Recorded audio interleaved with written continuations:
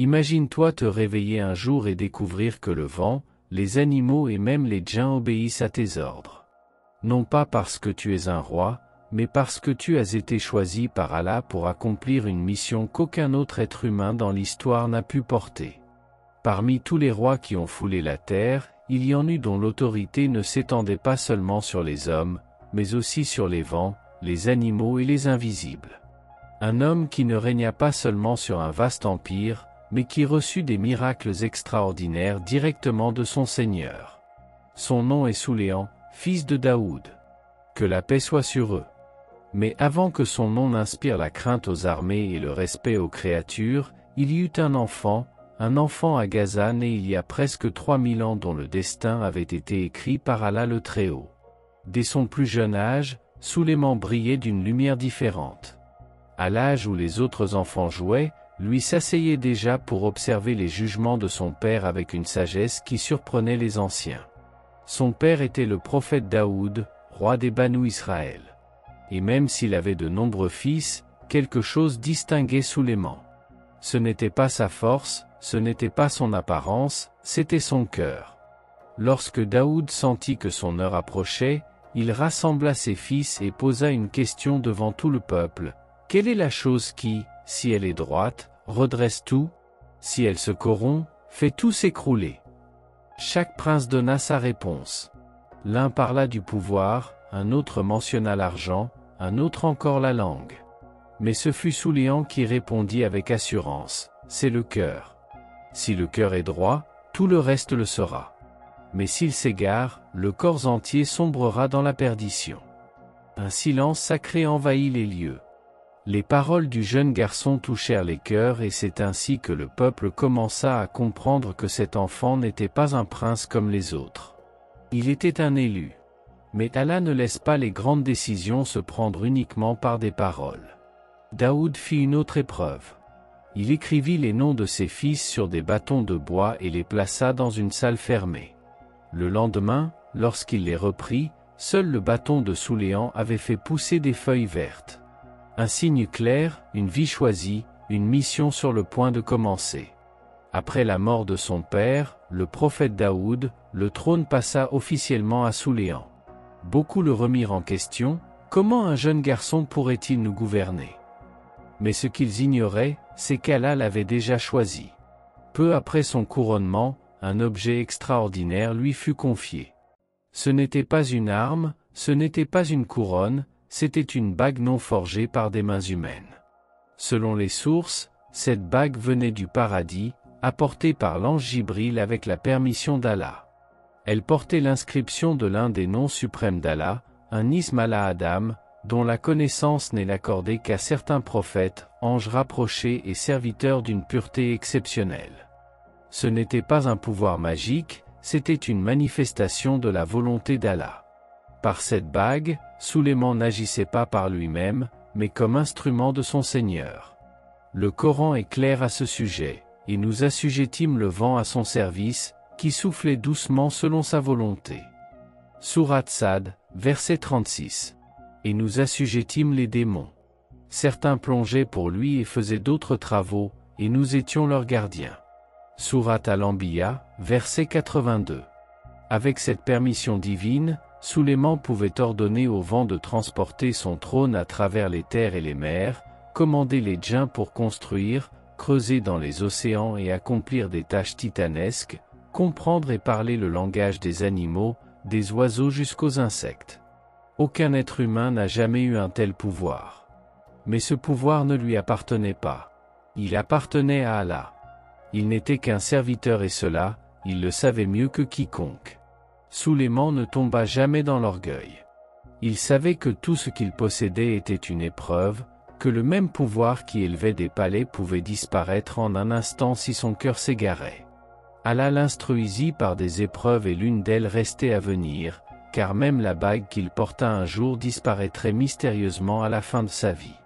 Mais avant cela, Souléman avait une mission, construire la maison d'Allah et affronter l'un des peuples les plus étranges et les plus lointains, les adorateurs du soleil. L'un des premiers actes de Souléman en tant que roi, fut d'accomplir le souhait que son père Daoud n'avait pu réaliser de son vivant, la construction de Beit al-Maqdi, aujourd'hui connu sous le nom de Masjid al-Aqsa. Le lieu fut choisi par Allah et sa construction fut témoin de l'impossible. Sulayman ordonna aux djinns sous son autorité de commencer les travaux et ils le firent avec une rapidité défiant toute logique. Selon Ibn Kathir, les djinns travaillaient jour et nuit sans produire le moindre bruit de marteau. Pas un seul coup. Tout s'élevait dans le silence.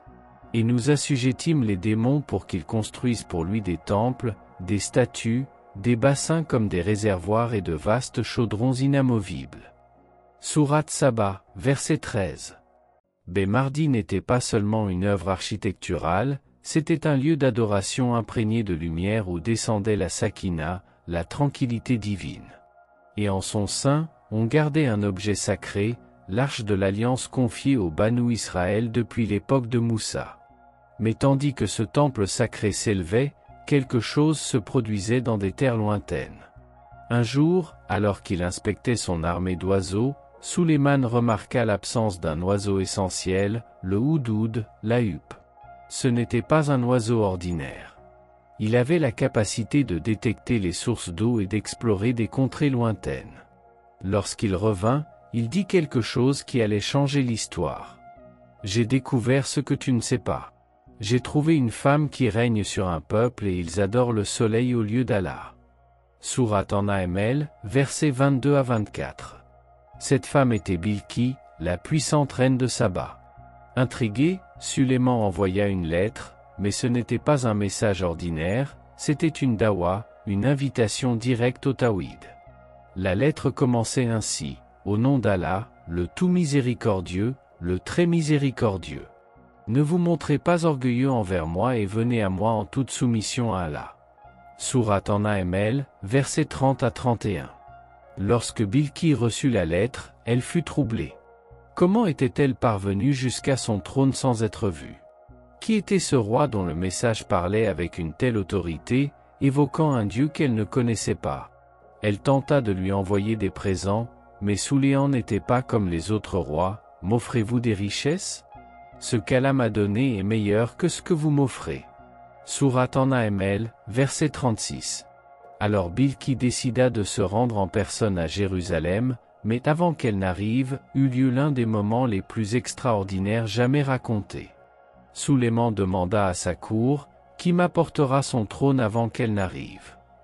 Un ifrit parmi les djinns dit, « Je te l'apporterai avant que tu ne te lèves de ta place. » Mais un homme doté de la connaissance du livre, selon de nombreux exégètes, un serviteur pieux connaissant l'Ismala Alam répondit, « Je te l'apporterai avant que tu n'aies cligné des yeux. » Et ainsi fut-il. En un instant, le trône de Bilki apparut devant Sulayman. Bilki arriva peu après et elle le vit. Elle resta stupéfaite. Elle entra dans le palais, croyant que le sol était de l'eau et releva sa robe. Sulayman lui dit, « C'est un sol de cristal. » Alors, elle comprit qu'elle n'était pas face à un roi ordinaire. Et elle dit, « Ô mon Seigneur, je me suis fait du tort à moi-même. Je me soumets avec Sulayman à Allah, Seigneur des mondes. » Sourate An-Naml, verset 44. La reine se soumit non pas à un homme mais au Créateur de toutes choses. L'armée de Sulayman était une manifestation de la puissance d'Allah sur terre. Elle n'était pas composée uniquement de soldats humains. À son commandement, marchaient aussi des djinns et des animaux. Et les troupes de Sulayman, composées de djinns, d'hommes et d'oiseaux, furent rassemblées et organisées en rang. Sourate An-Naml, verset 17. Jamais une armée n'a eu une telle composition. C'était une force redoutée mais guidée par la justice prophétique. Lors d'une de ces expéditions, alors que son armée traversait une vallée, Sulayman entendit quelque chose que personne d'autre ne pouvait entendre. Une fourmi cria, « Ô fourmis, rentrez dans vos demeures de peur que Sulayman et son armée ne vous écrasent sans s'en rendre compte. » Sourate An-Naml, verset 18. Une fourmi qui parle, et plus encore.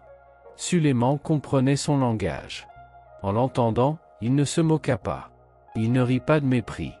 Il sourit avec gratitude envers Allah. Et il sourit, riant de ses paroles et dit, « Seigneur, inspire-moi pour que je te rende grâce du bienfait dont tu m'as comblé et fais que je fasse le bien qui te plaît. » Sourate An-Naml, verset 19. À cet instant, Sulayman montra que, bien qu'il possédât le pouvoir sur le visible et l'invisible, son cœur restait incliné avec humilité devant son Créateur. Les années passèrent et l'instant décrété arriva. Sulayman se retira dans une salle de son palais. Personne n'y entrait, personne n'en sortait. Il était seul, appuyé sur son bâton, en silence.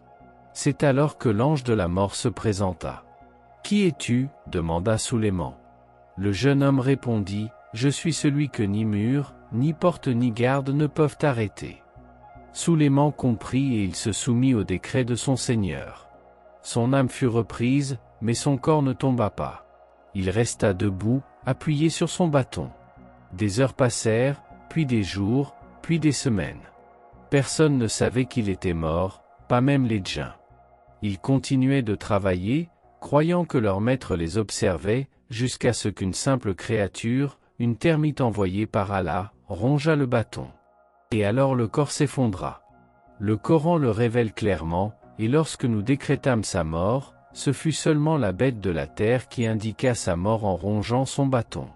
Quand il s'effondra, les djinns comprirent que s'ils avaient connu l'inconnaissable, ils ne seraient pas restés dans ce supplice humiliant. Sourate Saba, verset 14. Même les djinns ne connaissaient pas le Ghaib, l'invisible. Seul Allah le connaît. Ni le plus grand des rois, ni le plus sage des prophètes n'échappe au décret divin. Ainsi mourut Sulayman, debout comme un roi, en silence comme un serviteur et soumis comme un croyant. Après la chute du corps de Sulayman, ses serviteurs accoururent dans la salle. La stupeur fut grande.